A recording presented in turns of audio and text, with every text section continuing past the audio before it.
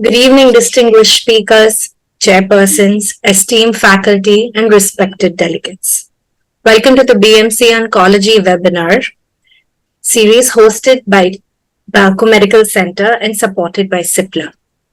As we assemble here today to unravel the complexities of HER2-positive breast cancer, it is noteworthy that our gathering coincides with Pink October. Today's event is organized by BALCO Medical Centre, situated in Naya Raipur, Chhattisgarh, India. Before we begin today's webinar, let us shift our focus to an insightful video on BALCO Medical Centre and its mission.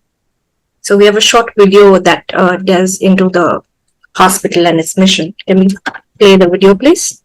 BALCO Medical Centre, Vedanta Medical Research Foundation's first flagship initiative set up in Naya Raipur, Chhattisgarh, is a 170-bed, state-of-the-art tertiary care cancer hospital with more than 50 specialist doctors. At BALCO Medical Centre, our vision is to make a cancer-free society.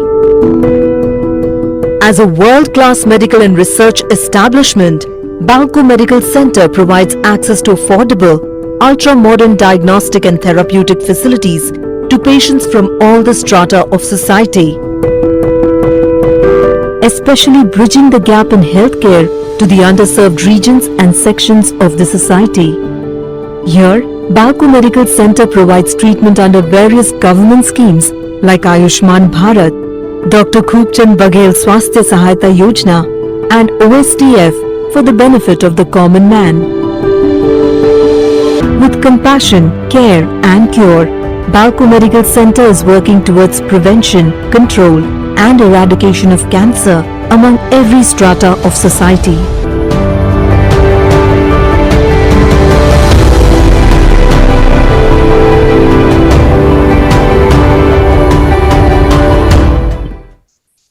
I think we all resonate with BALCO's motive of working towards a cancer-free India.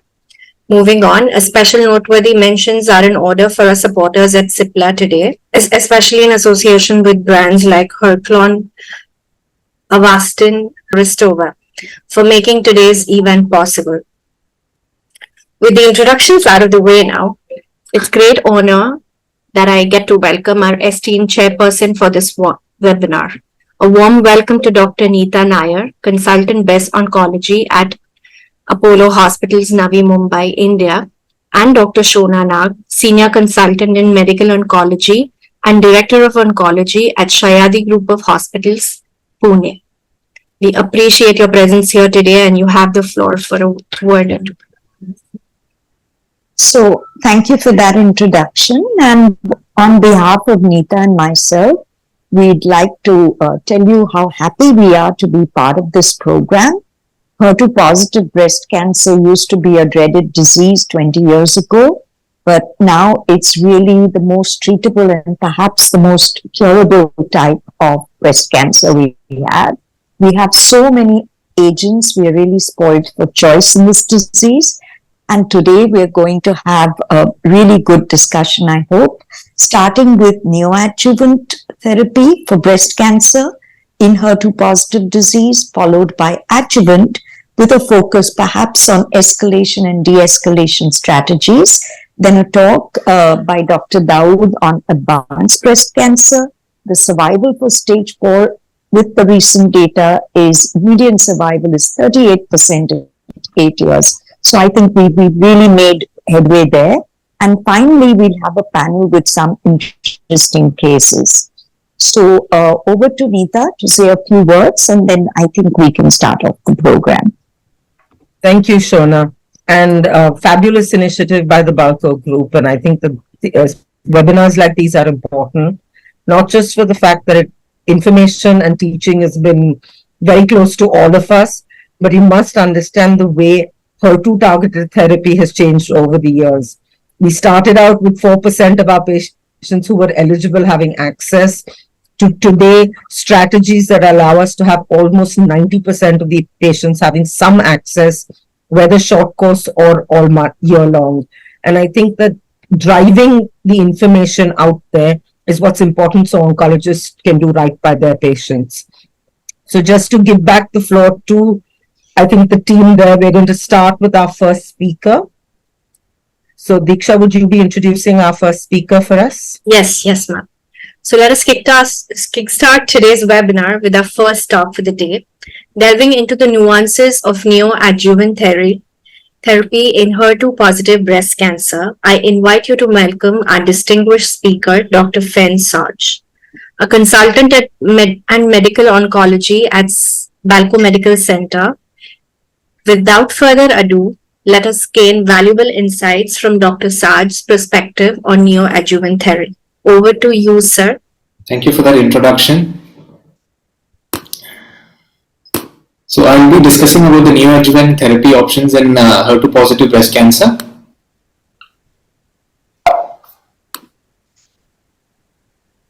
So a brief introduction. HER2-positive breast cancers are generally due to the amplification of the gene that encodes for human epidermal growth factor receptor 2, which is the HER2. And it is seen in around 15 to 20% of breast cancers, and this amplification leads to constitutive activation of the signaling pathways which lead to cell proliferation, resistance to apoptosis, increased cell motility, and neoangiogenesis. As we can see in this image, we have the HER2 and the HER3 receptors here, which upon activation activate the RAF MEK ERK pathway, which in turn results in cell cycle progression and proliferation. So it is a biologically aggressive malignancy with a heightened sensitivity to cytotoxic chemotherapy, and concurrent administration of the targeted anti-HER2 agents increases the chemosensitivity of the cancer, resulting in an increased pathological complete response rate. So what is the mortality benefit of the pathological complete response rate? So this data comes from a meta-analysis which included 36 studies of 5,768 patients. This was published in JAMA Oncology, which showed that in those patients who achieve a pathological CR, there is an overall survival benefit with a hazard ratio of 0.34 and an EFS benefit of 0.37. Another meta-analysis confirmed this, which was published in JCO Oncology, which included 11 trials which used neoadjuvant agents in HER2-positive breast cancer, including almost 3,710 patients, which showed that there was an improved EFS and OS in all subsets of the HER2-positive patients with pathological CR. And in those patients with pathological CR, pre-treatment clinical stage was important, and that remained prognostic, especially in those patients who had T3, T4 and node positive at presentation. They had a poorer survival than those patients with T12 and node negative.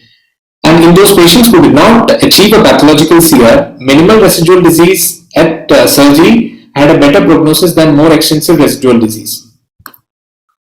So who are the candidates for pre-op systemic chemotherapy? Those are those patients with inoperable breast cancer, particularly the patients with bulky or matted N2 nodes or N3 nodes, clinical T4 disease. Then it is preferred in those patients who have an operable breast cancer, who are HER2 positive with more than a clinical stage more than or equal to T2 or N1. If it is a large primary tumor relative to the breast size in a patient who desires breast conservation, if it is a clinically node positive disease which is likely to become node negative with preoperative systemic therapy, and in those patients in whom definitive surgery may be delayed for some reason. Who are not the candidates for pre-op systemic therapy? Those are those patients with extensive in situ disease when the extent of invasive carcinoma is not well defined. Those patients with a poorly delineated extent of tumor, those patients in whom the tumors are not palpable or clinically accessible. So what are the known benefits of preoperative systemic therapy? One is that it facilitates breast conservation. As we discussed before, inoperable tumors turn operable after neoadjuvant therapy. It helps us assess the treatment response, and this offers an important prognostic information. Like we mentioned, those patients who have significant residual disease, they tend to perform poorly in the long run. And in those patients with residual disease who are at a higher risk of relapse, it also allows us to add the supplemental agents which have been found to improve their survival. It gives us time for genetic testing, particularly if we are planning PARP inhibitors. It allows time to plan breast reconstruction in those patients who elect for a mastectomy. Preoperative systemic therapy, what are the opportunities? In those patients who turn node negative after neoadjuvant therapy, it gives us the option of doing a sentinel lymph node biopsy alone. It may provide an opportunity to modify systemic treatment if no preoperative therapy response or if there was any progression. It may allow for more limited radiation fields in those patients who were initially node positive and who become node negative after therapy. It also provides an excellent research platform to test novel therapies and predictive biomarkers. So what are the things which we have to be cautious about when we administer systemic therapy? It can result in a possible overtreatment if the clinical stage has been overestimated. It might result in an undertreatment locoregionally with radiotherapy if the clinical stage has been underestimated. It might also result in disease progression, particularly if the tumor is not responding. It may result in disease progression while the patient is undergoing the neoadjuvant therapy. So now we'll just briefly look at the neoadjuvant anti-HER2 trials. So these are the trials which have incorporated trastuzumab in the regimen. We have the Techno trial, the MD Anderson data, the NOVA trial, the JEPA Quattro trial, and the JEPA Quinto trial. All of these trials showed that with addition of trastuzumab, we achieve a pathological CR rates of almost 25 to 35%. So now, majority of the trials which came later also adds pertuzumab into the regimen. So what is pertuzumab? It is similar to trastuzumab. While trastuzumab targets only the HER2, pertuzumab targets the HER2 as well as the HER2. And trastuzumab blocks the homodimerization of the HER2. That is, two HER2 receptor surface receptors, they have to combine together for the downstream signaling to happen. That is blocked by trastuzumab. Pertuzumab blocks the homodimerization as well as the HER2-HER3 heterodimerization. So we have two main studies which have looked at the trastuzumab-pertuzumab combination in the neoadjuvant setting. One is a Neosphere trial and the other is a Trifina trial. So what were the trial arms in the Neosphere trial? We have the docetaxel trastuzumab. There were four arms: docetaxel trastuzumab, docetaxel trastuzumab pertuzumab, trastuzumab pertuzumab, and docetaxel with pertuzumab. So these patients underwent 3 weekly cycles, for 4 cycles, and after which they received anthracyclines. So the primary endpoint of the Neosphere trial was pathological complete response. It was a phase 2 trial, and it showed that there was significant improvement in the pathological complete response with almost near doubling. With the trastuzumab alone, it was 29%, and with the addition of trastuzumab with pertuzumab, the pathological CR improved to 46%. It was also important to note that there were no increased cardiac events with the addition of pertuzumab to the trastuzumab as was expected before. So now coming to the Trifina trial, which had 3 arms. The first arm, the FEC, the anthracycline regimen, and from cycle 1 to 3, followed by the docetaxel from cycle 4 to 6, and pertuzumab trastuzumab was given with all the cycles along with the anthracyclines. In the second arm, FEC was given from cycle 1 to 3, and in cycle 4 to 6, docetaxel was combined with pertuzumab and trastuzumab. And the third arm was the TCHP arm, where docetaxel was given along with pertuzumab, trastuzumab, and carboplatin. This was followed by maintenance. So the primary endpoint of the Trifina trial was cardiac safety, and the secondary endpoint was pathological complete response. So it was found that the incidence of cardiotoxicity was low during the neoadjuvant and adjuvant phases, and the incidence of symptomatic heart failure was less than 3%.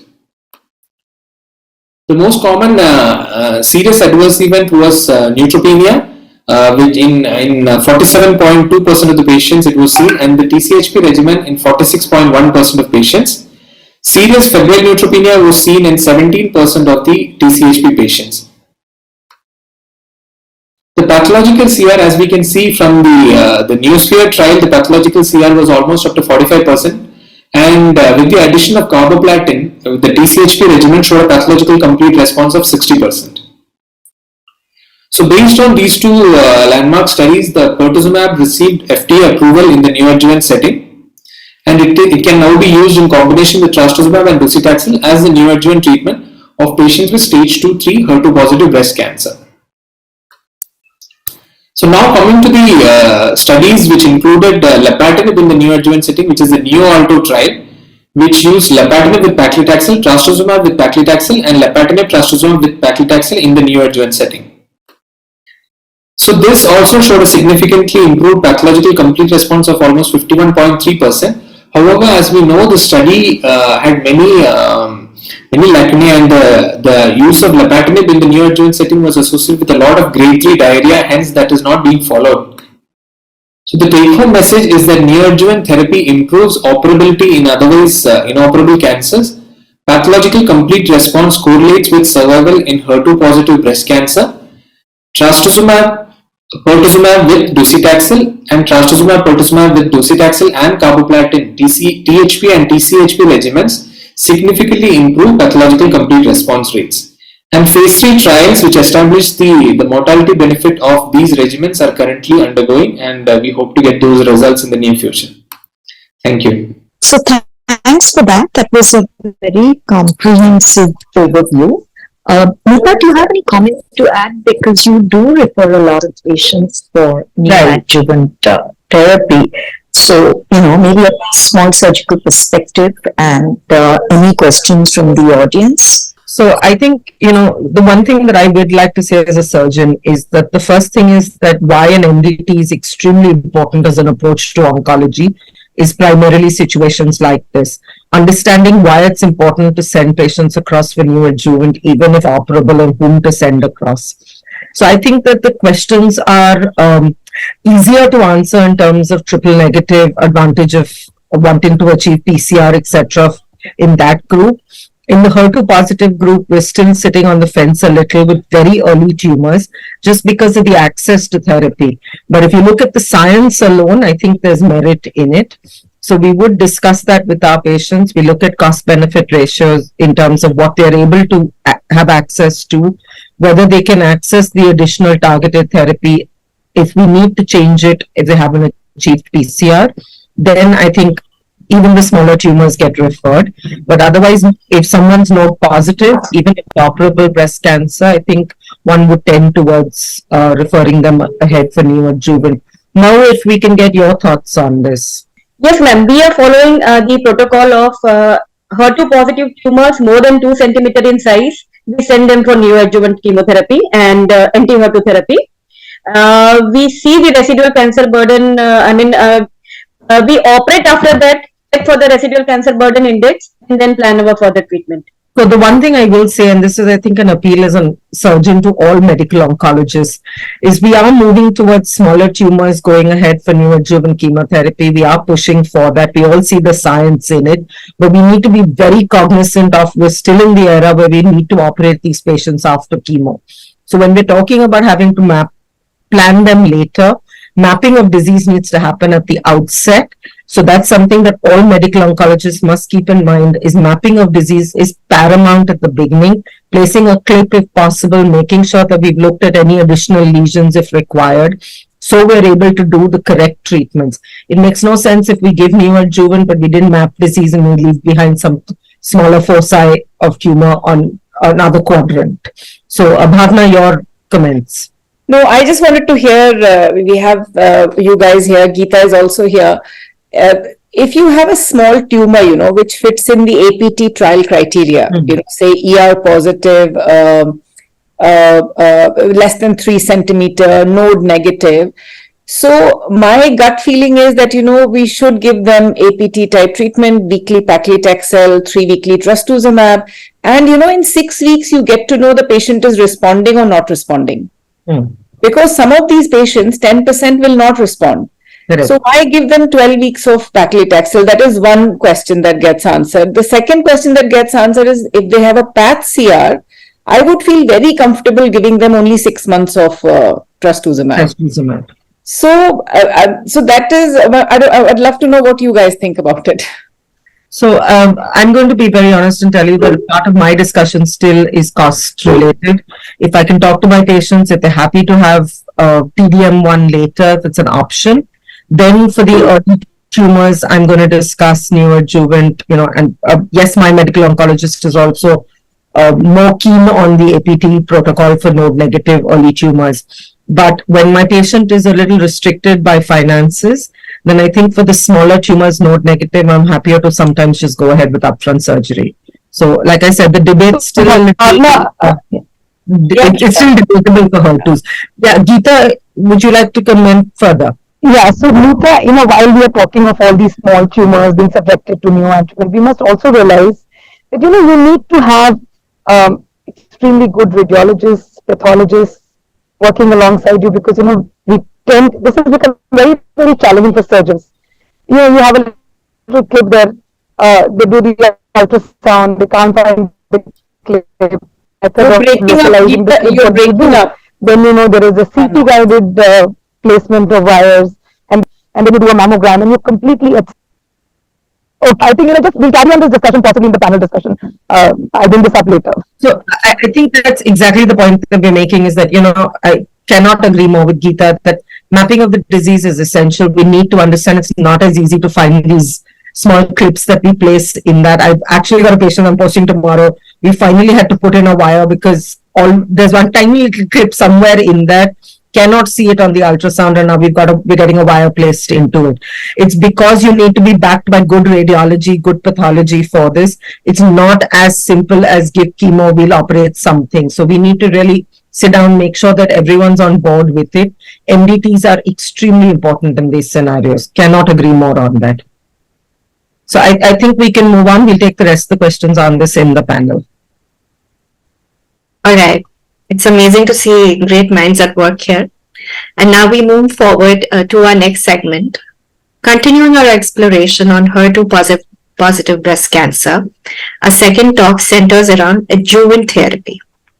I am honored to welcome Dr. Deepak Dabkara, Head of Department and Senior Consultant in Medical Oncology, BALCO, to share his expertise on this critical topic.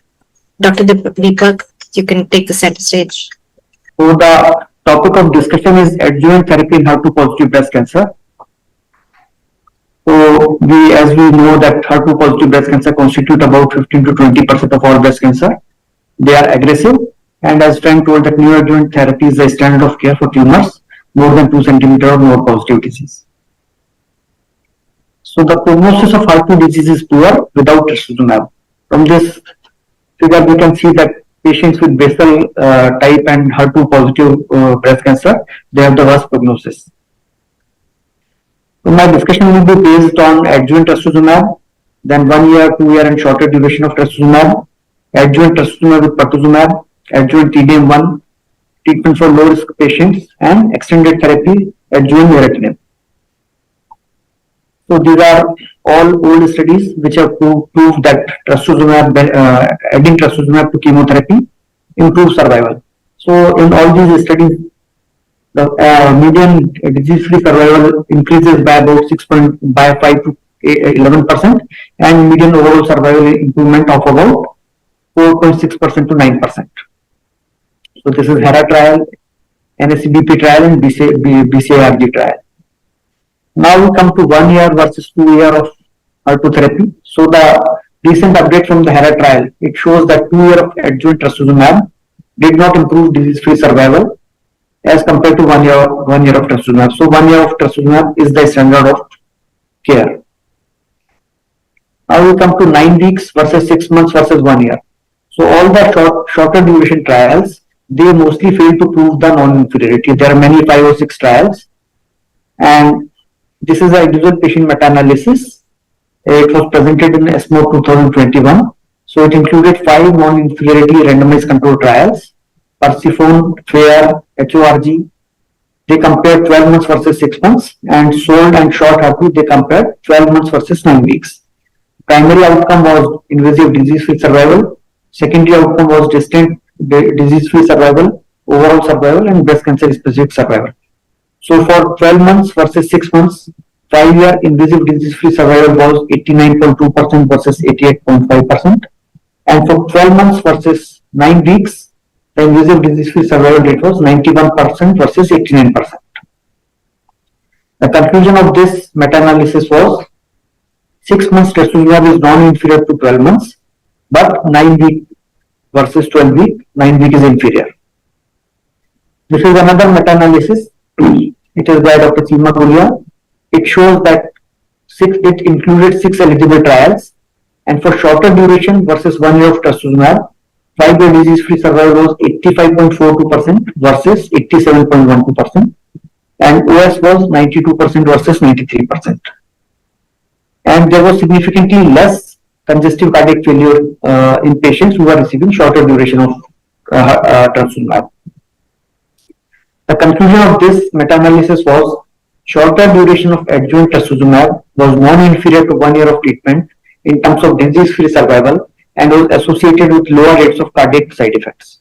A finding of this study suggests that a shorter duration of adjuvant trastuzumab may be preferred option for patients with low-risk disease or a predisposition to cardiac toxic effects.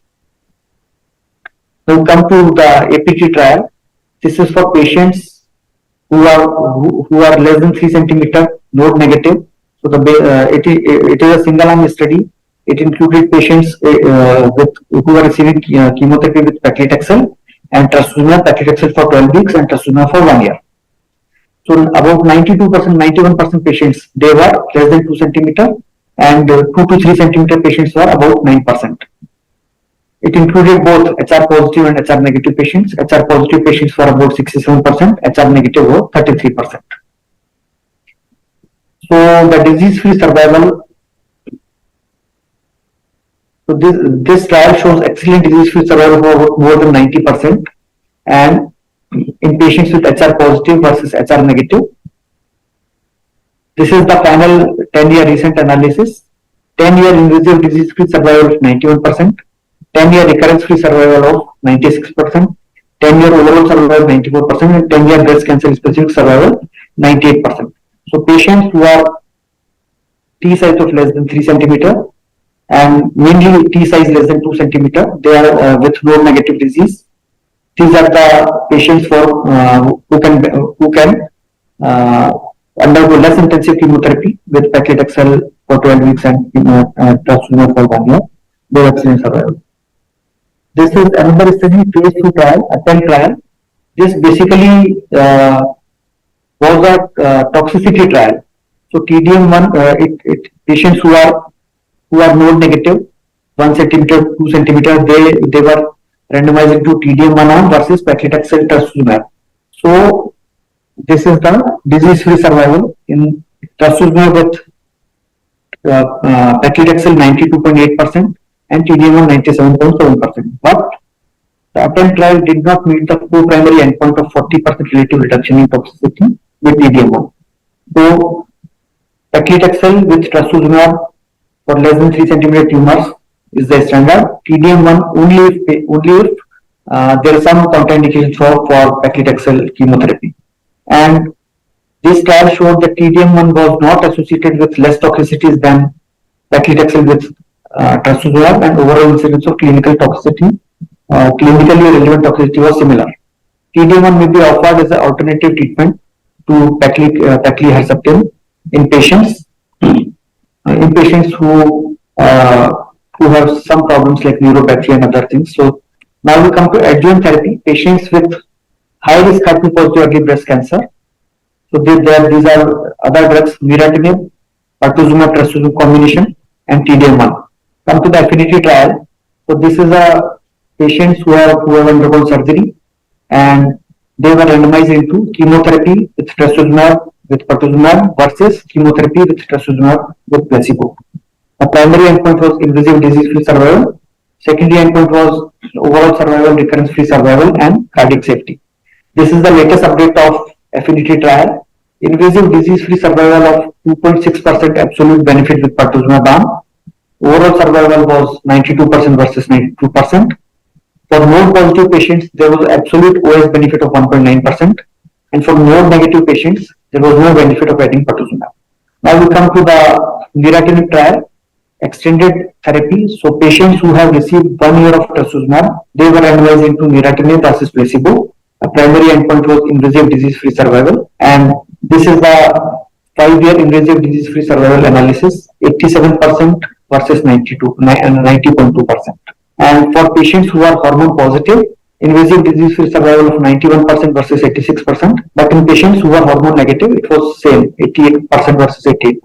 And 5-year invasive disease-free survival according to the patient subgroup. So patients who are hormone receptor positive and less than 1 year from last dose of trastuzumab, 90.8% versus 85.7%, 5% difference. And in patients who are hormone receptor positive and less than 1 year from last dose of trastuzumab without a PCR. So there was a significant difference, 77% versus 85%, 7.4% absolute difference. And this is the latest update from this trial, 8-year overall survival, 90% versus 90.2%. Overall survival is similar. Come to the Catherine trial. This is this included it's a phase 3 trial which included patients who did not achieve a PET-CR with trastuzumab or pertuzumab combination chemotherapy. They were randomized into TDM1 versus trastuzumab. Primary endpoint was invasive disease-free survival. This trial showed the 3-year invasive disease-free survival of 88.3% versus 77, 11% difference between continuing trastuzumab versus changing it to TDM1. Distinct differences was in TDM1 of 10.5% versus 15.9% in trastuzumab. The secondary endpoint, distinct recurrence and overall survival. So overall survival not much difference. Event-free, 3-year event-free survival of 89% versus 83%. Now, how to choose? This is niratinib trial versus niratinib versus placebo. The invasive disease-free survival of 90.2% versus 87.7%. Affinity trial, pertuzumab, trastuzumab versus placebo, 3-year invasive disease-free survival of 94% versus 93.2%. And Catherine trial, which is TDM1 versus trastuzumab, 3-year invasive disease survival of 88% versus 77%. So this is the proposed strategy for patients who are HER2 positive, stage 1 to stage 3. So for patients who are clinically T1A, T1B, less than 1 centimeter, node negative, surgery is the treatment of choice. Then trastuzumab based chemotherapy, depending upon what is the final histopathology report. For patients with T1C, clinically N0, assess the risk factors. The high risk factors are age less than 35, grade 3, hormone receptor negative patients, multifocal disease. They can be considered for neoadjuvant chemotherapy, otherwise surgery upfront. And for patients who are clinically T2 or node positive, so more than 2 centimeter or node positive, the standard is neoadjuvant trastuzumab, pertuzumab based chemotherapy. And depending upon the pathological response, TDM1 if it is non-PET-CR and continuing trastuzumab with or without pertuzumab for patients who have achieved a PET-CR. And niratinib for patients who have received TDM1, whether to give niratinib, there are no studies as of now. And the conclusion is that neoadjuvant chemotherapy is the standard of care. Most of the patients in our country, they do not receive neoadjuvant therapy because in clinical practice, we get patients who are operated upfront. And in these patients, we have to give adjuvant chemotherapy with trastuzumab, pertuzumab, TDM1. I think with the availability of generic trastuzumab, now a significant proportion of patients they are receiving either neoadjuvant or adjuvant trastuzumab, but pertuzumab and TDM1 it is beyond the reach of most of the patients. Thank you. So, Dr. Deepak, thank you for that. And rightly pointed out all the trials and the encouraging data that we saw. The problem is, when we treat with weekly paclitaxel for 12 cycles with trastuzumab, as we saw in the APT trial, a lot of people forget that only 10% of patients had tumors between 2 and 3 centimeters of size. So, in general, the recommendation is 2 centimeter unless you de-escalate.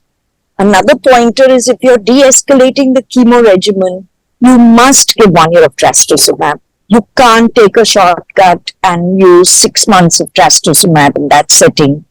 And if you are to use the 6 months trial, 6 months protocol as you showed in your data, according to 2 meta-analyses which were done, the patient should have received the full TCH or ACTH protocols. So, any comments from Bhavna? Would you like to comment? No, I think I agree with it, and it's just the affinity data. I don't think we are using it in clinical practice. It's approved in NICE for node positive patients. Shahina, I see you. Do you have a comment on your adjuvant practice? Do you use Phesgo routinely in adjuvant setting? Well, I mean, if a patient has achieved a pathological complete response after getting neoadjuvant pertuzumab, trastuzumab, then of course in the adjuvant setting, they'll get pertuzumab and trastuzumab. So it depends what you give in the neoadjuvant setting. I've heard a lot of discussion around the fact that it's 2 centimeters and above, and I know Nita is going to kill me, but I firmly believe that HER2 positive patients who are 1 centimeter and above should get neoadjuvant therapy. The discussion is when someone goes for upfront surgery, has lymph node positive disease, and has not had neoadjuvant therapy, what are you going to give in that adjuvant setting? You have to throw the whole bucket at that patient, pertuzumab, trastuzumab, and full-fledged chemotherapy. But in those node negative patients, should we be giving adjuvant pertuzumab, trastuzumab? I mean, affinity is very difficult to interpret. It does indicate that those node negative patients are not completely benefiting, but it makes me nervous that we don't know who those patients are that would have gotten residual disease versus a PCR.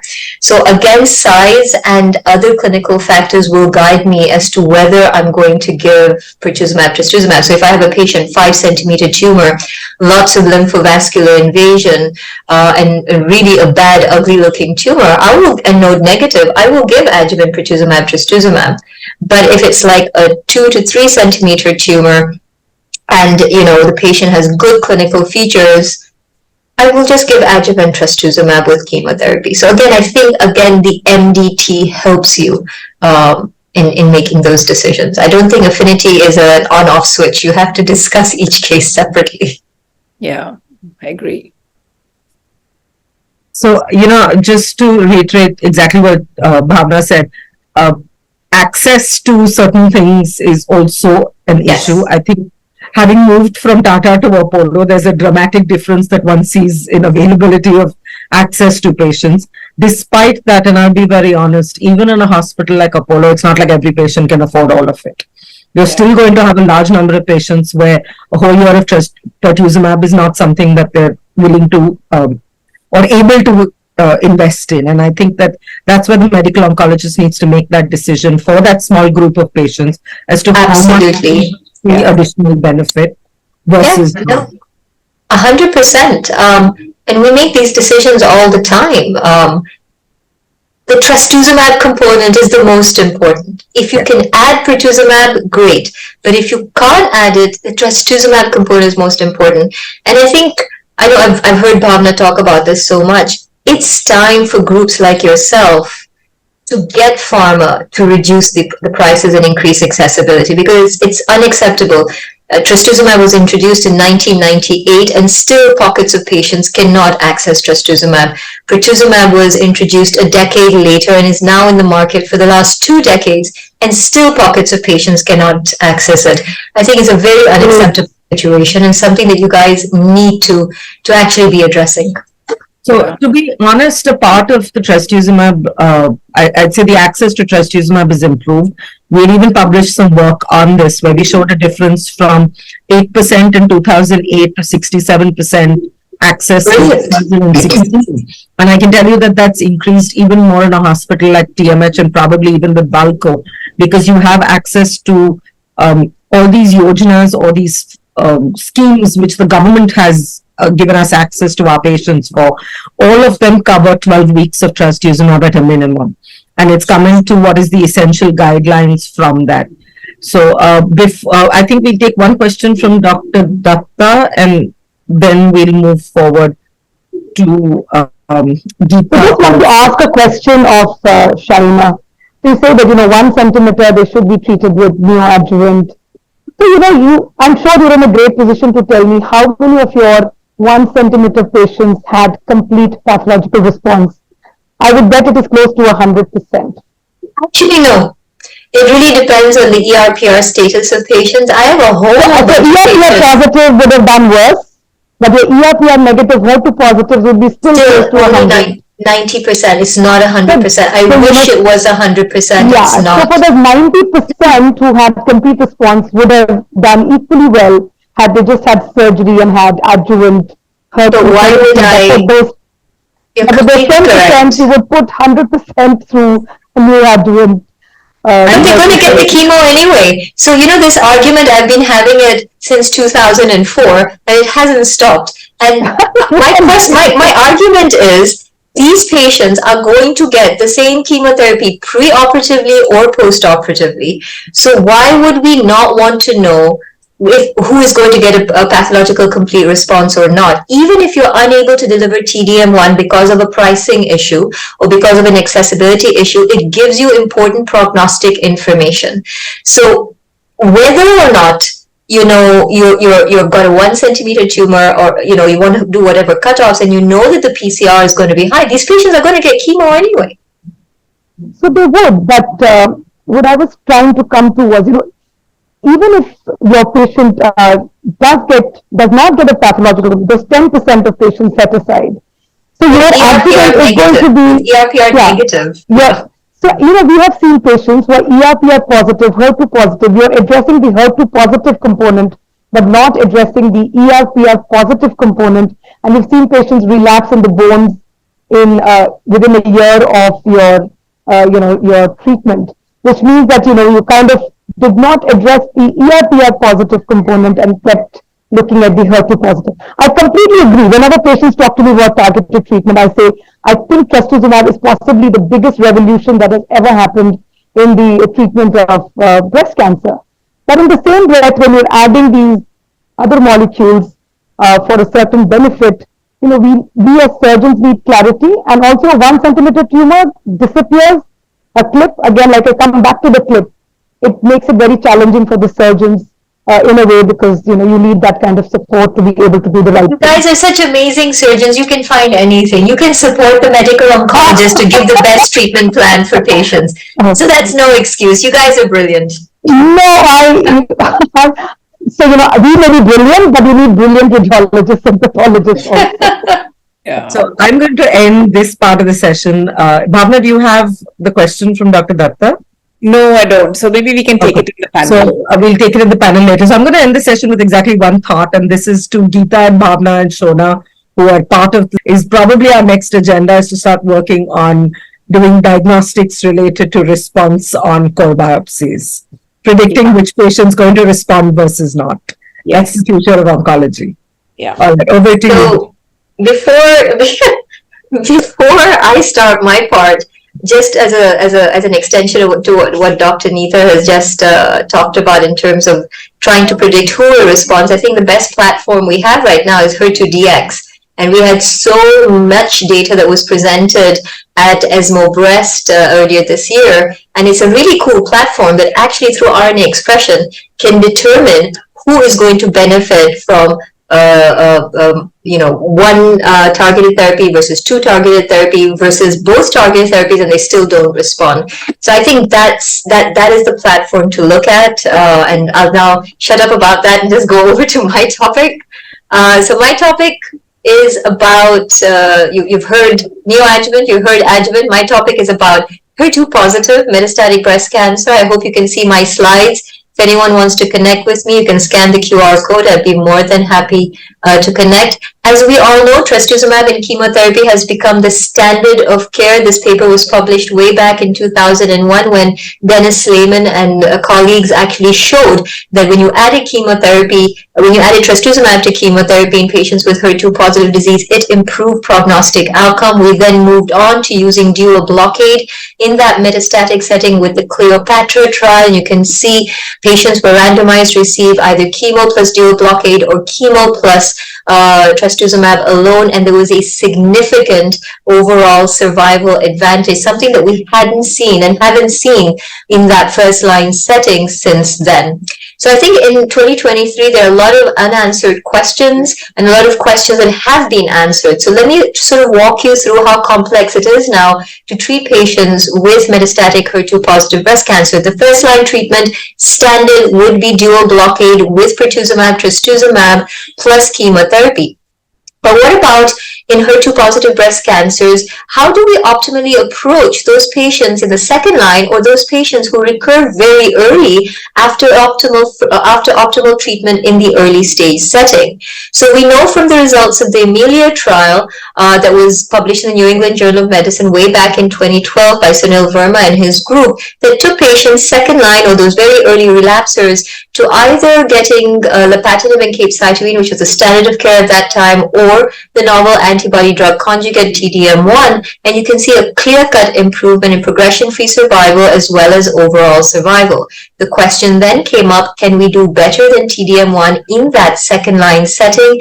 And we saw the novel antibody drug conjugate trastuzumab deruxtecan actually investigated in the DESTINY-Breast03 trial. These were patients second line. They'd all progressed on anti-HER2 therapy in that first line setting. You also had some early relapsers, and they were randomized to get either trastuzumab deruxtecan or TDM1, which was a standard of care based on the Amelia trial. The primary endpoint of the study was progression-free survival, and you can see very, very early on, there's a very nice separation, the Kaplan-Meier curves, favoring the group of patients who are getting trastuzumab deruxtecan. You can see the median progression-free survival improved from 6.8 months with TDM1 to almost 28.8 months with trastuzumab deruxtecan. That is a 22-month improvement in progression-free survival, translating into a 67% reduction in the risk of progression of disease. And then we saw at San Antonio last year, the key secondary endpoint of overall survival, a nice clear-cut improvement in overall survival with the use of trastuzumab deruxtecan, translating into a 36% reduction in the risk of death from disease. So I just thought I'd just put together a case study that sort of highlights how we use this. This is a 35-year-old lady who was initially diagnosed with stage 3 HER2-positive breast cancer in 2018. It was a clinical T3 and 2. She got chemo plus trastuzumab, surgery, and endocrine therapy because it was hormone receptor positive. Unfortunately, by 2020, she presented with back pain and bone mets. She got chemo, trastuzumab, pertuzumab first-line treatment as per Cleopatra, followed by dual blockade and fulvestrant. And unfortunately, by November 2021, she had progression in one bone met, and she got radiation therapy for this legal progression. But by February of 2022, you can see she had significant liver metastases and bone metastases. So at this point, we discussed her case in the MDT. The question was what to do. Should we give her further chemo plus dual blockade, or shift her to another endocrine therapeutic agent, or give TDM1 or trastuzumab deruxtecan? She was actually commenced on trastuzumab deruxtecan in March of 2022, and her MRI of her abdomen showed a complete response by June of 2022, and as of July, she has had her 26th cycle and continues to be in remission. I actually just did another scan for her, and she continues to be in complete remission. So we know that DESTINY-Breast03 supports trastuzumab deruxtecan as the superior HER2 ADC and the preferred second-line therapy for patients with HER2 metastatic breast cancer. The question that we haven't been able to answer is, will TDM1 work post-progression on trastuzumab deruxtecan? The second question is, in a patient with HER2-positive breast cancer, what is the optimal third-line therapy? So first line is dual blockade. Second line is trastuzumab deruxtecan. Third line, what are you going to use? We have seen the results of the HER2-CLIMB study. Very interesting trial. Patients had progressed on dual blockade plus TDM1, and they were randomized to receive either triplet therapy with the novel TKI tucatinib plus trastuzumab and CAPE versus getting trastuzumab plus CAPE.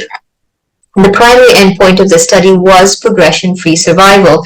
You can see that in terms of progression-free survival as well as overall survival, there was a significant improvement favoring the group of patients who are getting the triplet therapy with tucatinib plus trastuzumab plus capecitabine. third question, which I think is a very important question that we're going to have to deal with, is in HER2-positive breast cancer, how are we going to deal with patients who are going to develop CNS metastasis? This is very important because almost 50% of our patients will develop CNS metastasis at some point because we have essentially turned this disease into a chronic one in the metastatic setting. And you can see from this table, I've sort of summarized the evidence of CNS activity with all the different anti-HER2 therapies, but really focusing on the triplet therapy with tucatinib, cape, and trastuzumab. You can see a CNS overall response of about 47%, and with trastuzumab deruxtecan, it's about 63.4%. Now, two very interesting studies that have been presented, and I actually think is such a novel way of actually looking at how to approach patients with CNS metastases, is the DEBRA trial. The DEBRA trial was a multi-cohort study that took patients with either HER2-positive disease or HER2-low disease and put them into several cohorts. Cohort 1 looked at patients with HER2-positive disease and stable brain mets after some form of local therapy, giving them trastuzumab deruxtecan. You can see a 16-week progression-free survival rate of 87.5%. Cohort 2 took patients with HER2-positive disease with asymptomatic, untreated brain metastases, and you can see with trastuzumab deruxtecan, overall response in the intracranium was 50%. This is without any local therapy. Cohort 3 had HER2-positive breast cancer patients progressing brain metastases after local therapy, and you can see again a very nice overall response rate with trastuzumab deruxtecan. Another very interesting poster that was presented at AACR and then subsequently published at NPJ actually looked at a case series of patients with breast cancer who had leptomeningeal disease and HER2-positive disease, a very horrible group of patients to treat because we know that they do so badly. And they were all treated with trastuzumab deruxtecan. You can see an overall response rate of 50% with a clinical benefit rate of 100% and a median duration of trastuzumab deruxtecan of 7.6 months. I actually have a patient with leptomeningeal disease that I wanted to illustrate. This is a 55-year-old lady who was diagnosed with stage 4 HER2-positive disease in 2021. She had lung and liver metastases. She was given first-line therapy with dual blockade and chemo. She attained a CR by September of 2021, but unfortunately in 2022, she developed brain mets. She got whole brain radiation therapy and she continued dual blockade. Unfortunately, by November 2022, she had progression in the brain, and the question was, what were we going to actually give her? Triplet therapy, trastuzumab deruxtecan, perhaps give her additional chemo. We actually commenced her on trastuzumab deruxtecan in December of 2022. Her MRI brain showed a CR by January of 2023, and she continues to be in complete response as of August. This is an old slide. As of September, she continues to be in complete response with trastuzumab deruxtecan. So what is the ideal algorithm that we look at in patients with HER2-positive disease? This is what I do in the clinic. We know that our patients with early stage disease will get dual blockade, and you can see that based on their disease-free survival, if their DFS is more than 6 months or they have stage 4 de novo breast cancer, they'll get dual blockade plus a taxane. Upon progression, they'll get trastuzumab deruxtecan. If they have a DFS of less than 6 months or a DFS of less than 12 months, post TDM1 in that adjuvant setting, they'll go straight to trastuzumab deruxtecan. We know it works. DESTINY-Breast03 actually shows us this. And then if upon progression, we look to see if they have CNS disease versus not. If they have CNS disease, they go on to get triplet therapy. If not, you could actually consider giving TDM1 in these patients. In those patients who have active brain metastases, and there's no role for local control post dual blockade in that first line setting, you could potentially think of either trastuzumab deruxtecan or triplet therapy.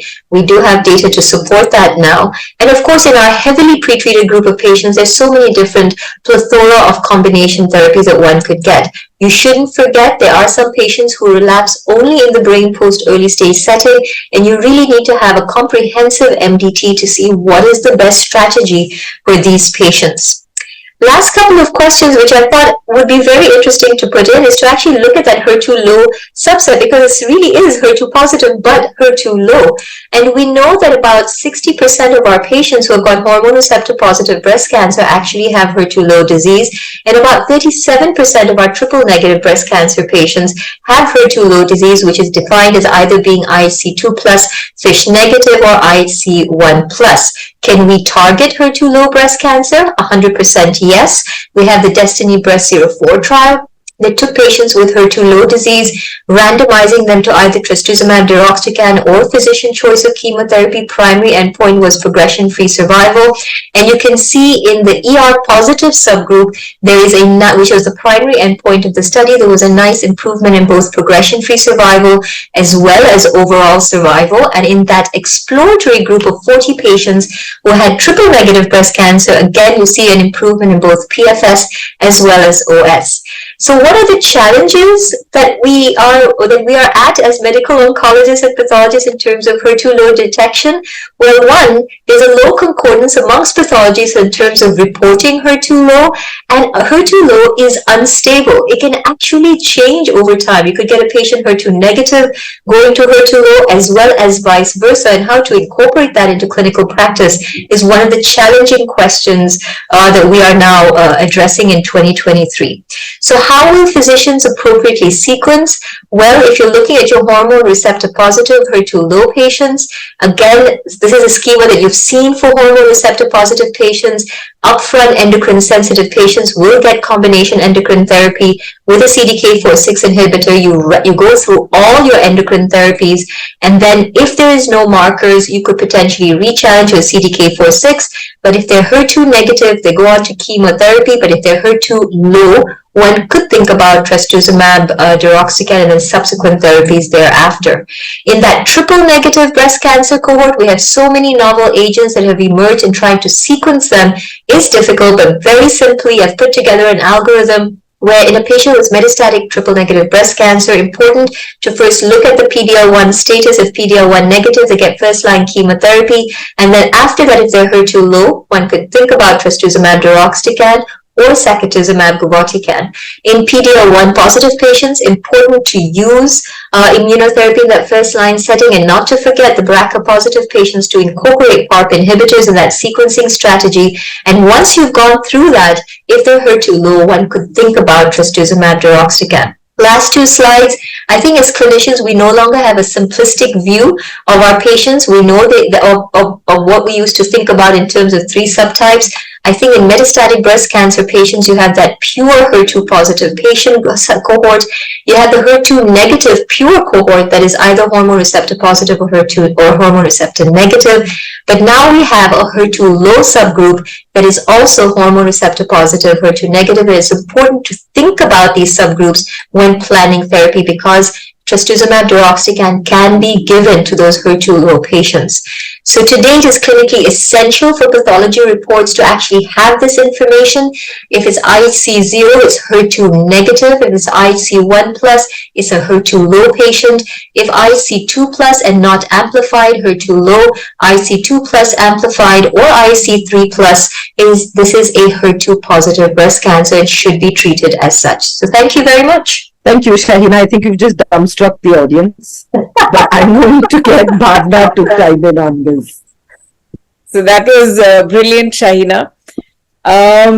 So the challenge, as always, with us here is availability of, apart from trastuzumab, the rest, we have TDM1 biosimilar available, but that also is out of reach for most of our patients and not supported by most of the schemes.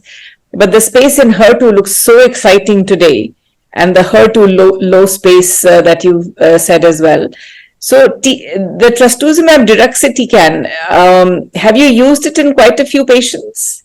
Yes, we use it routinely in our second-line patients with HER2 positive disease and our HER2 low patients post-progression on endocrine therapy if they're hormone receptor positive. And in triple neg, we're a bit more cautious in those HER2 lows because the Destiny Breast 04 only had 40 patients with that triple negative HER2 low. But again, we have used it with some very interesting results. And ILD is a big issue or not a big issue? Not anymore. Honestly, I always work with my pulmonologist. All my patients get seen by the pulmonologist at the get-go, and we monitor them very, very closely. The slightest hint, and we stop therapy and we treat.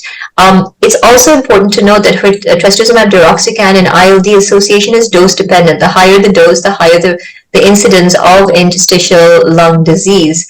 And so you can always bring it down one dose the minute you see some, the start of interstitial lung disease, and patients actually do very, very well. Great. Thank you for 3 amazing talks. Thank you, Shaina. Thank you, Dr. Deepak. Thank you, Fan. Sure. So we'll move on to the panel discussion now, which is going to be led by Dr. Mao, who's our Director of Surgical and Clinical Oncology and heads the Surgical Oncology as well. She's a highly eminent cancer surgeon, one of the first women leaders in the state of Chhattisgarh, actually, one of the first MCH surgeons in Chhattisgarh. Dr. Mao, go ahead. Thank you. Thank you so much, ma'am, for your kind introduction. Can I also have a quick introduction of the panelist? Go ahead. Yes. Yes. So now let's acknowledge the distinguished panelists that we have here today. Dr. Geeta, Director and Senior Consultant in Surgical Oncology in Max Super Specialty Hospitals, Delhi. Dr. Gaurav Gupta, Head of Department and Senior Consultant in Radiation Oncology at BALCO. Dr. Seema Gulia, Professor in Medical Oncology at Tata Memorial Hospital, Mumbai. Dr. Aparna Dhar, specializing in medical genomics and genetic counseling at Fortis Memorial Hospital, Gurugram. Dr. Sandeep Ocha, Head of Department and Senior Consultant in Histopathy at BALCO. And last we have Dr. Amit Kumar, Assistant Professor in Medical Oncology at AIIMS Raipur. Now that we have the breast cancer Avengers assembled here, let's embark on the profound yet challenging discussion. So we go to a case, that dates back to 2005. A 40-year-old lady from Chhattisgarh presented with 2.3 into 2 centimeter periirregular lump in right breast.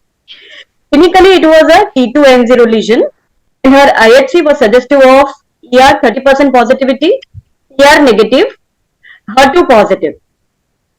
Way back in 2005, this patient underwent upfront breast conservative surgery with axillary clearance, and her histopathology report was suggestive of invasive duct carcinoma grade 2. 3 out of 10 nodes were positive, and it was a T2N1 disease.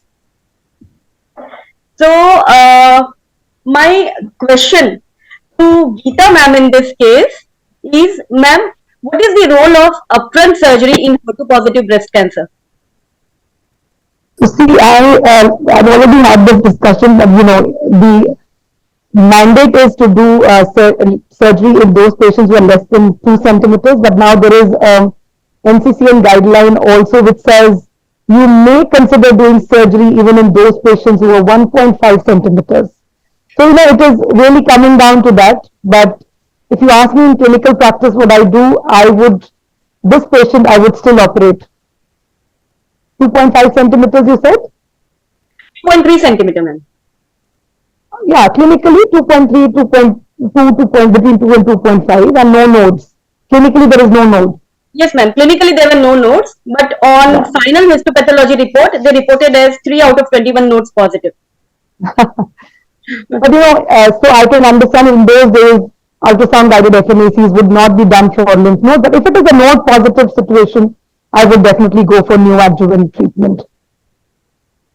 And ma'am, as we know that we have good pathological complete response rates and clinical complete response rates in HER2 positive patients post neoadjuvant chemotherapy and anti-HER2 therapy. So how do you go ahead with mapping of those tumors? So effectively, you want to know what we do. So so prior to neoadjuvant chemotherapy, if it is a young patient, I would want to do an MRI and leave a clip in that lump. So you do get situations when you have a very small lump, 1.5 centimeter tumor, and node that is positive. So I would clip the lump. And in some situations, we are actually clipping the node also if it is only one node which looks suspicious on ultrasound, and that is the positive node on FNA. We leave a clip in the lymph node also. But these are far and few, and it is a lot to do with patients coming to you asking for it also. So it is not a uniform thing that we do, but yes, in a small tumor with one node, we would do that. And that is how we would prepare, because I know this patient is going to have a near complete response, and then she would want breast conservation, and that is what we would offer. Thank you so much, ma'am. Now my question to medical oncologist Seema Gulia ma'am is, what are the adjuvant? Now this patient has undergone upfront surgery for HER2-positive breast cancer. Clinically, it was an early breast cancer. There was no nodal positivity, but on final histopathology report, 3 nodes are positive. So what are the adjuvant treatment options for this patient? I think Seema is not here. Deepak or Fen, you can take that.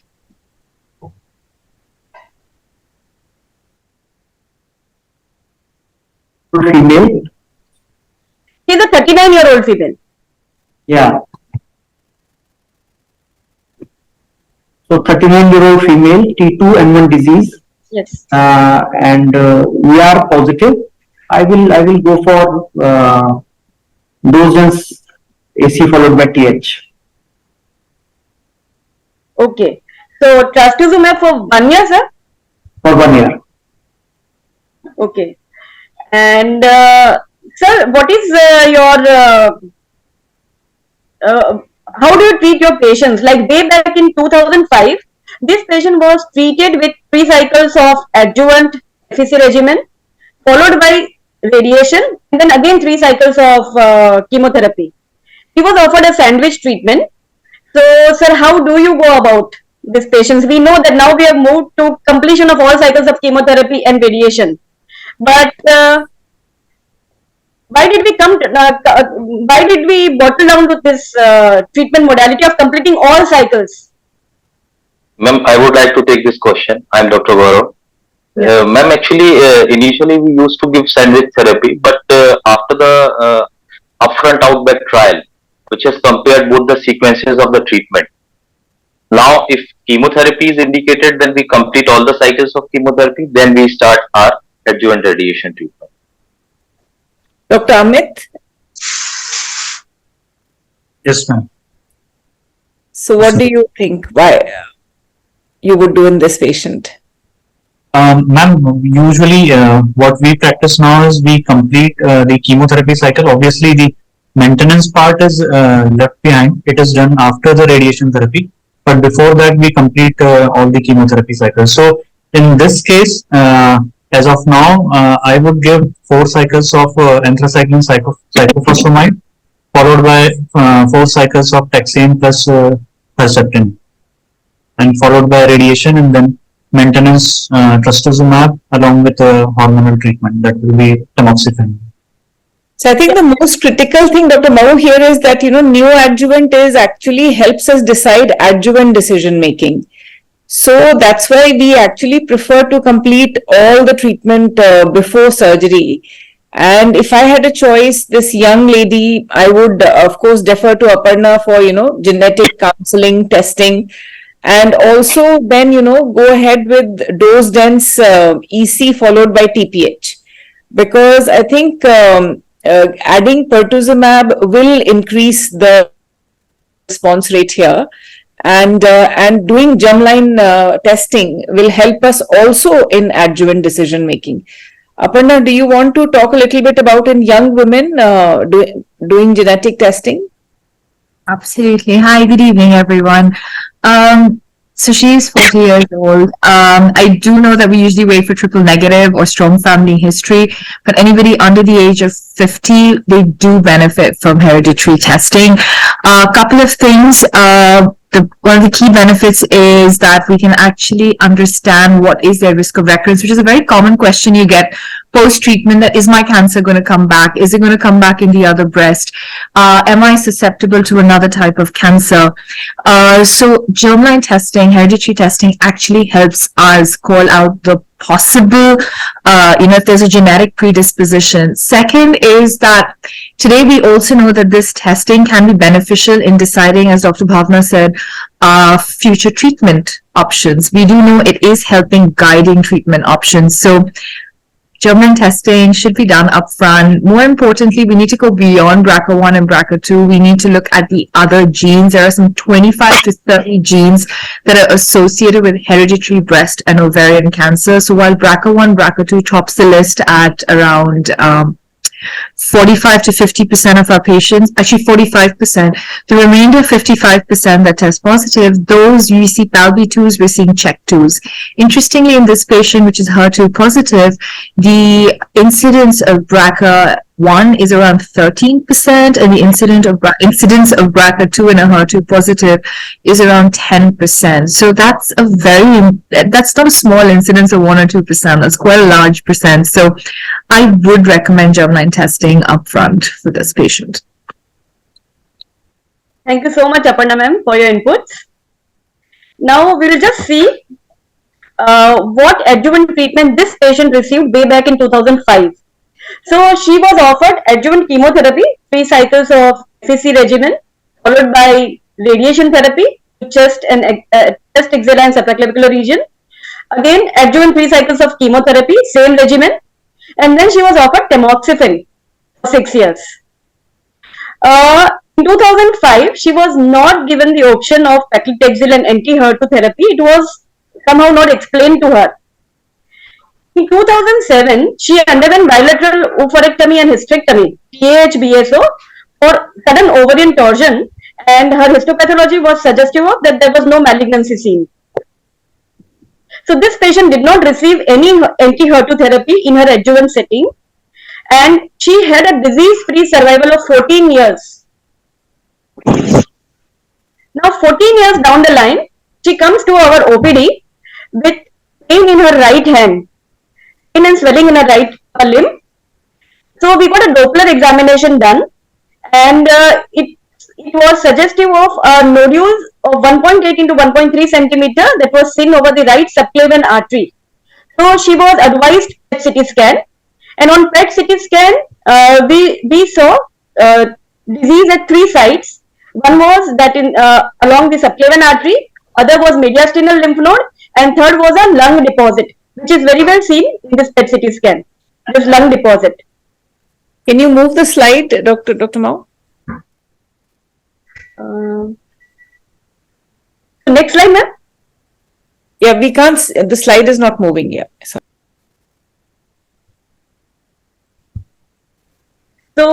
this was the lung deposit. And मेरे यहाँ से वो है, तो आप बताइए next करना पड़ेगा मेरे को. अच्छा, so I'm going to the next slide. So is the next slide visible? Yes, it's visible. Yes, from PET CT slide visible, but now it is one slide ahead of that. Yeah. So this patient underwent biopsy of that nodule along the subclavian artery, and this biopsy was suggestive of the histopathology was suggestive of metastatic invasive duct carcinoma. Sorry to interrupt you. On your right slide है क्या? Yes. No, please go back to the slide, I think. Yeah, one. This one. It's okay. It's just leave it. It's okay. It's okay. Go ahead, Dr. Mao. So yes. Next video, ma'am. Okay. No, I am just moving the slides, please. So the histopathology report on recurrent setting was sorry to ma'am. ये आपके तरफ से next बोलेंगे तभी मैं change कर पाऊंगा, नहीं तो आपके ऐसा चेंज नहीं होगा. ठीक है. Okay, I'll tell next. So the histopathology report this time in oligometastatic recurrent setting was ER 40% positive, ER negative, HER2 negative, and Ki67 30%. So what treatment option will we offer to this patient in recurrent setting? Dr. Amit, do you want to take that? Yes, ma'am. So it's essentially a hormone positive, HER2 negative recurrence, and probably it may be a second primary because the DFS is quite long, 14 years. and obviously it is a metastatic disease, the treatment intent would be palliative. As you already highlighted, the role of genetic testing, if not done upfront, then I would offer, because it was a young patient who had breast cancer at a young age and now had a recurrence. So that would be offered. But from the treatment point of view, I would be offering her the option of a CDK4/6 inhibitor along with endocrine therapy. So my choice would be either I would do the estradiol and LH testing to find out the menopausal status. So according to that, I would select the endocrine therapy, and along with that, the CDK4/6. Okay. So this patient had already undergone TAH BSO for her ovarian torsion. So she had become postmenopausal. Yes, ma'am. So then I would combine CDK4/6 inhibitor with the letrozole, aromatase inhibitor. Okay, thank you. Next slide, please.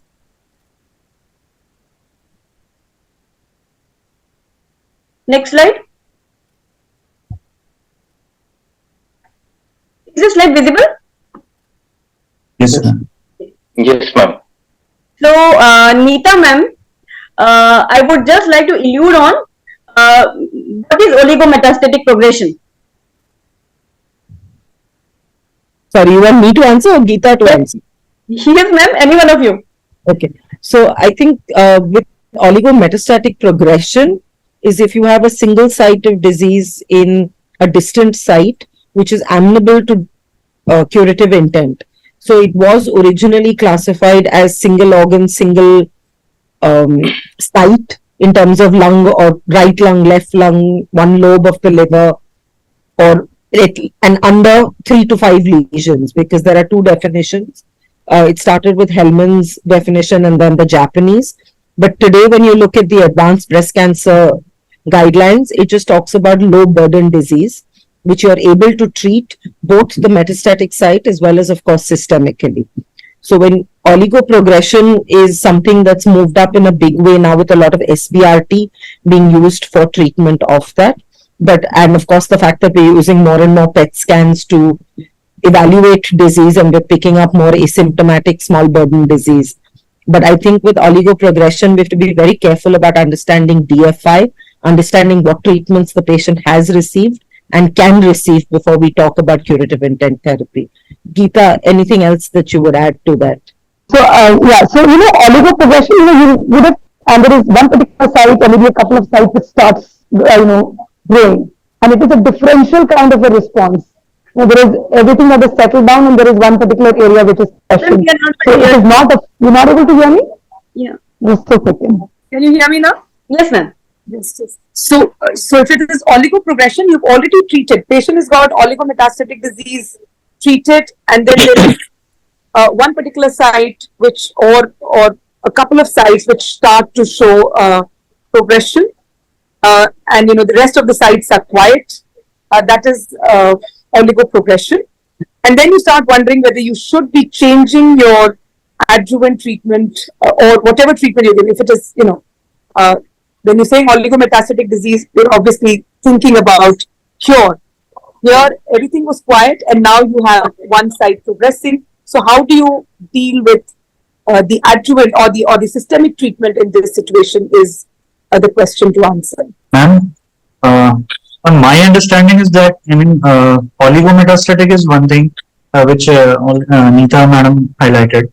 But the oligoprogression means patient might, at baseline itself, patient might be having a metastatic disease. She or he is on treatment for that disease, and all other sites are controlled with the treatment except for 1 or 2 sites, which can be taken care of with the local treatment. Exactly. So local, so the question, I think, Dr. Amit, the question to answer is also, so like I also said, everything is quiet, but there are a couple of sites which are progressing. And you are giving a certain systemic treatment. Should you persist with that same treatment, or should you change? That is also a question to answer when there is oligoprogression. So I think that is where the confusion is. So I'd also add, Amit, that if your patient was metastatic to start with disseminated disease, and now progresses at a few single sites, considering surgery for those local sites is never the right answer based on the evidence that we have today. So you would want to look at systemic therapy and change of systemic therapy rather than local treatments, unless they are, of course, palliative intent. So, Nita, basically, now what we are doing is a few trials that have been done in UK. So, and Gaurav can talk about that as well, is he's a radiation oncologist, that, if you've treated the oligoprogressive sites with radiation, usually SBRT, then you can continue the same systemic treatment. No, right. So that's what I'm saying. I'll tell you what's the concern right now with the SBRT. So the last NRG study is still in abstract. I don't think it's come out in a full text yet. We're still waiting for that. But now there is a small burden of data which tells you that you don't really need to even add SBRT to some of those sites, and if you just change systemic.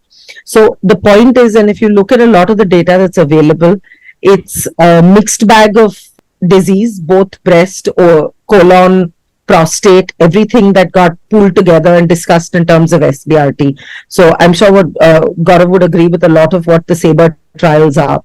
Yeah. But I think where we have to be very careful while treating oligoprogression or metastatic is it has to be very clean in terms of patient selection, both in terms of DFI treatments available, what they can afford, and what they are amenable to. Yeah. Yes, ma'am. If we talk about the oligometastatic setting in carcinoma breast, you are right. There is a data for oligometastatic setting, but published in 2019. But it has comprised of all the primary sites, COMET SCBR data. But few trials are there which are specifically related to oligometastatic breast cancer, OMBC. One was done by Trovo et al. And one was done by David et al. So they have shown at the end of 1 year, PFS was very promising. So the data is there for SBRT in specifically for breast cancer. So we can use, and in this particular situation, ma'am, when all the other sites are quiet and few sites are there which are active, we can use SBRT in this induced oligo progression. And there is in COMET SCBR, there is a overall survival benefit also of a median. If we look at the median overall survival, it has been increased to 13 months and disease-free survival has been doubled. So there is a data for SBRT and we can use SBRT. And in our patient, that is Mrs. X, the lung lesion, it is she is very good candidate for SBRT. So my next question is on pathology actually. This patient started with ER positive 30%, HER2 positive. She did not receive any anti-HER2 therapy.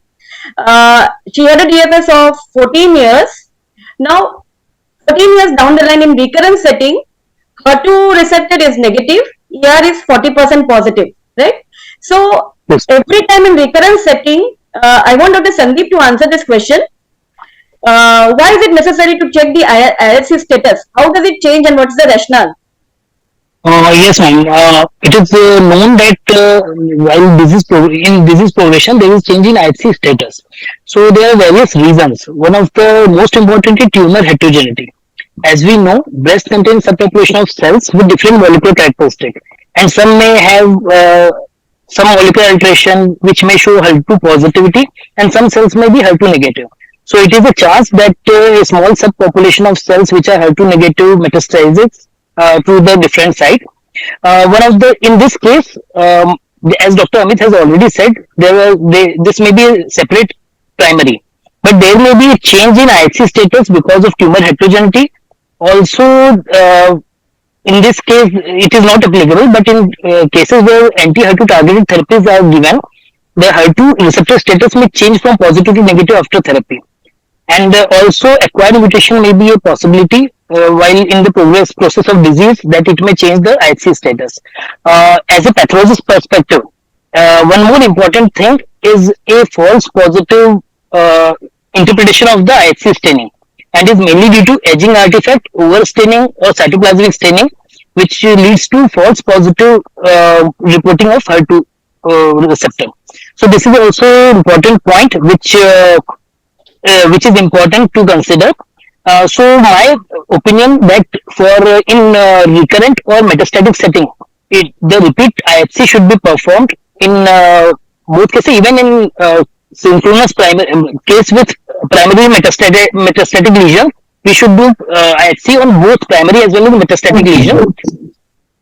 Also, there is one more consideration that if there is HER2 negative on core biopsy, it is suggested that it should be repeated on the excisional specimen because of tumor heterogeneity. And if there are two lesions in the same breast, one is both may show different histomorphology as well as different IHC pattern. So ideally, both lesions should be targeted so that, and if morphology is different, we should do IHC on both the lesions. So it is possible that IHC status can change during the progression of the disease in metastatic settings. Okay, Yes, thank you so much, Sandeep. So this patient, since he was ER positive and HER2 negative, and she had disease progression at 3 sites. One is a node along the subclavian vessel, other was a mediastinal node, and a separate nodule in the lung. He was offered from 2019 to 2022.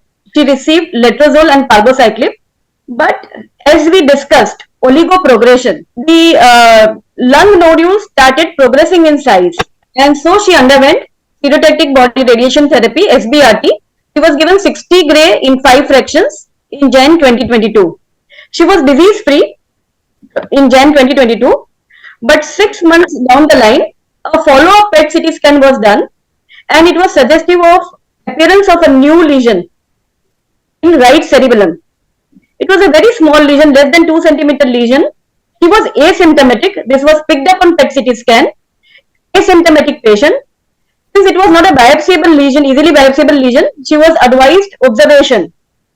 So 6 months down the line, again a repeat PET CT scan was done, and that showed increase in the size and metabolic activity of that right cerebellar lesion. And the slides are not moving now. So next again, next. Yeah, this one. ठीक है, okay. This is okay? Yeah. So 3 years after letrozole and palbociclib, this patient developed a new right cerebellar lesion and a left supraclavicular node. The biopsy of this supraclavicular node was suggestive of triple negative breast cancer. This time IHC was TNBC, androgen receptor 90% positive. PDL was also done this time, PDL1, it was negative. She underwent stereotactic radiosurgery, gamma knife radiosurgery for her cerebellar lesion, and then she was offered 6 cycles of paclitaxel and carboplatin. She is disease free as of now. Is the next slide visible? Yes. Yes, ma'am. So now her germline mutation testing was done, and the workup is suggestive of it is negative for any gene mutation. Only few variants of unknown significance have been detected, but there is no gene that is positive for any actionable mutation. So she is already post 6 cycles of paclitaxel carboplatin. At present, her PET CT scan is not showing any disease. So if this patient progresses in future, what would be the further course of action for her? Looking at her germline testing status, looking at her PDL1 status, what will be the future course of action for recurrence in this setting? Can I just add a comment on the germline testing, please? Yeah, please. I recognize the laboratory, so I'm going to just say that they don't do MLPA. Large deletion duplications are going to be missed out. I can see a comment down there. But today, MLPA is not just limited to BRCA1, BRCA2. There are laboratories that are doing MLPA for the PALB2s, the ATMs, and these are actionable, especially considering that this is now a triple negative breast cancer, and PARP could be a possible, treatment option in the future, provided obviously the biology stays the same. But I would redo the germline test. It's especially with the kind of tumor biology she's had. She started at 40. She was HER2 positive, ER positive, PR negative, then she's had triple negative. Her cancer biology is changing. She is having recurrence in within 14 years. I know it's a little unheard of, but she is looking like a germline patient. Somebody like this, I would redo the testing because I know this lab has limited coverage too, even on basic NGS. So please repeat the germline with NGS and MLPA. We could be missing something out here. Okay, ma'am. And so she's PD-L1 negative. Any role of, I mean, there's no role of immunotherapy in this patient? No role, yeah. And ma'am, had this patient received paclitaxel and anti-HER2 therapy in her adjuvant setting way back in 2005, would her course be different than what it is now? No, I think we have a lot of patients we treated in the past who never got anti-HER2 therapy. Yeah. They've done amazingly well.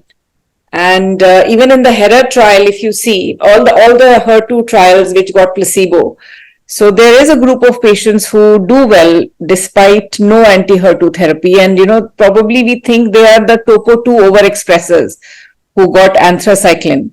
So for them, like that is a target. So a lot of theories have been spoken about. So I think what this case highlights a fact that, with HER2 positive and ER positive, the disease course is longer and longer with the treatment options that we have available. And they have the time to also have CNS recurrence, which we are seeing in HER2 positive and ER positive as well now. If she recurs in future, I would actually do a biopsy and then be guided by that. I don't know what others feel. I was just wondering, would you not consider any maintenance on her, like a capecitabine, because she's triple negative now? Or would you wait for her to relapse? I would wait her to relapse because she's completely disease-free now. There is an argument you can give capecitabine, but that uses up a treatment option for us. One can also consider enzalutamide. But yeah, because AR positive. Yeah, but it's very toxic. It's like chemotherapy and very expensive. So I would actually reserve that for future. But I don't know if, but giving maintenance may not be a bad idea. A lot of people are doing that metronomic chemotherapy. But this case also highlights, the disease is actually running ahead of all of us. Starting off with a HER2 positive and then becoming a ER positive and then a triple negative is extremely interesting case. And I'm wondering if there was any occult primary somewhere, because it's been 14 years since she's had the disease. Is there a second primary lurking somewhere, some occult primary, which we have not picked up because I don't think an MR or anything was done to look at the other breast. So who knows? Yeah. No, I don't think she had an MR done, Dr. Mao. Has she? Yeah, ma'am. No, she has not undergone MR. Yeah, I mean, it's not going to help now. She is metastatic, but her prognosis is not going to be good because of brain mets. So let us see how the story unfolds with her. But we've had patients with brain mets, Geeta and Max and other places as well, where, we are seeing them 7 years later, 8 years later, having been treated for oligometastatic disease. And, we keep wondering when should we stop Herceptin, trastuzumab. I have a patient almost 10 years out following me everywhere. And, we keep discussing when should we stop trastuzumab. So both of us are scared to stop it.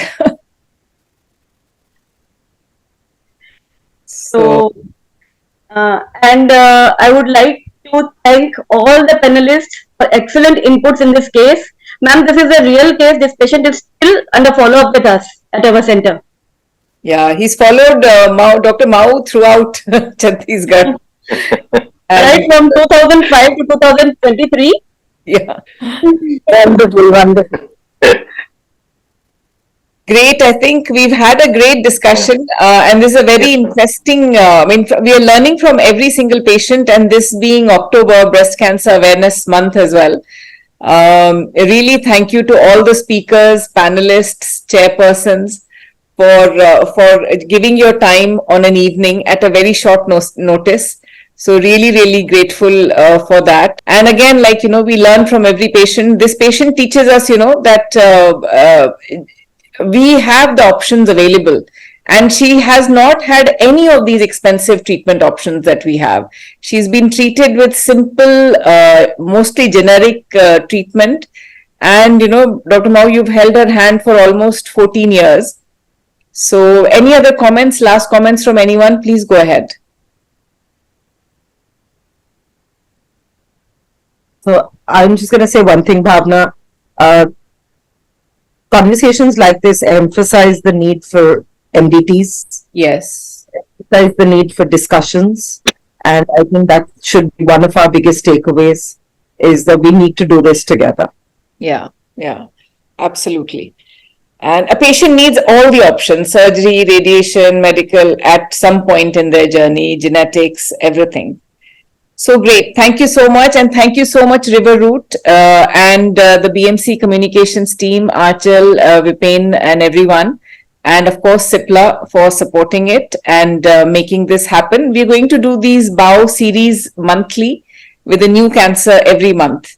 So thank you, everyone. Thank you, Riverroot. Thank you. Bye. I'd like to give the closing remarks, please. As we draw the curtains on today's session, BALCO Medical Centre and Cipla thank you all for being an integral contributor to an intellectually enriching session. Thank you so much. Thank you, Disha. Thank you. Thank you, everyone. Bye. Bye. Thank you. Thank you. Thank you. Bye-bye. Bye.